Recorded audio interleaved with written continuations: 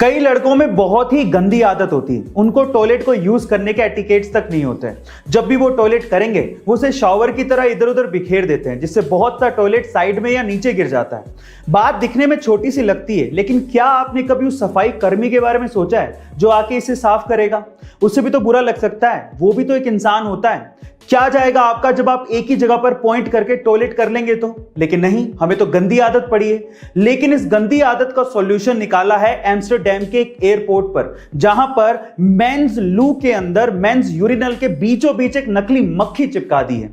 अगर कोई भी वहां सूसू करने आएगा तो वो उस मक्खी को पॉइंट करते हुए टॉयलेट करेगा, जिससे टॉयलेट बाहर नहीं गिरेगा और सफाई कर्मचारी को प्रॉब्लम नहीं होगी। गाइस, आपको ये सॉल्यूशन कैसा लगा कमेंट सेक्शन में। क्या आप लोग भूत प्रेत की बातों को मानते हैं? देखिए गाइस, विज्ञान में विश्वास रखने वाले अधिकतर लोग भूत प्रेत की बातों को नहीं मानते, लेकिन मैं आपकी जानकारी के लिए आपको बता दूं कि साइंटिस्ट कम्युनिटी के सबसे बड़े साइंटिस्ट एल्बर्ट आइंस्टाइन भूत प्रेत की बातों को मानते थे, भूत के होने पर विश्वास रखते थे और इसके पीछे वो एक साइंटिफिक तर्क भी देते थे। वो क्या था, मैं आपको बताता हूं। देखिए, एल्बर्ट आइंस्टाइन का यह कहना था कि भूत प्रेत हो सकते हैं क्योंकि ब्रह्मांड में एनर्जी कांस्टेंट है और उसे कभी नष्ट नहीं किया जा सकता। इसका मतलब जब इंसान मरता है तो उसकी एनर्जी कभी नहीं मरती, तो इससे भूतों का निर्माण हो सकता है। गाइस, क्या आप लोग इससे सहमत है? Comment section. गाइस, क्या आपने कभी गौर किया है कि बहुत सी ऐसी कंपनियां होती हैं जो आपको अपना बेस प्रोडक्ट सस्ते में बेच देती हैं, लेकिन उसकी एक्सेसरीज से वो आपसे मोटा मुनाफा कमा लेती हैं? कैसे?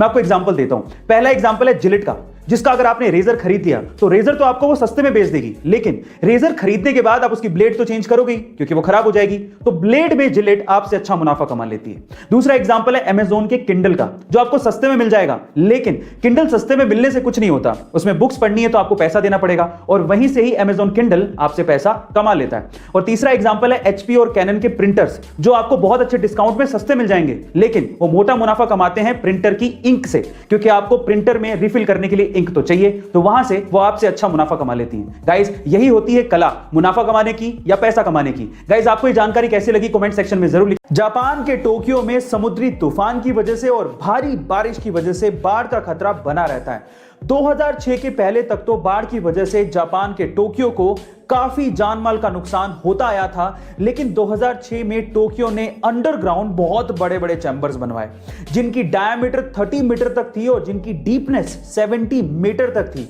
ये चैम्बर्स एक्चुअली बाढ़ के पानी की निकासी के लिए बनाए गए थे और 2006 के बाद से आज तक काफी बार इन चैम्बर्स ने टोक्यो को बाढ़ से बचाया है और बाढ़ से होने वाले नुकसान में 90% तक कमी आई है। गाइस, क्या आपको भी लगता है कि ऐसी मेगा स्ट्रक्चर्स भारत में भी कहीं ना कहीं बनानी चाहिए? कमेंट सेक्शन में जरूर लिखिएगा और ऐसे अमेजिंग वीडियोस के लिए शेयर, सब्सक्राइब एंड लाइक। मिलता है अगली वीडियो में।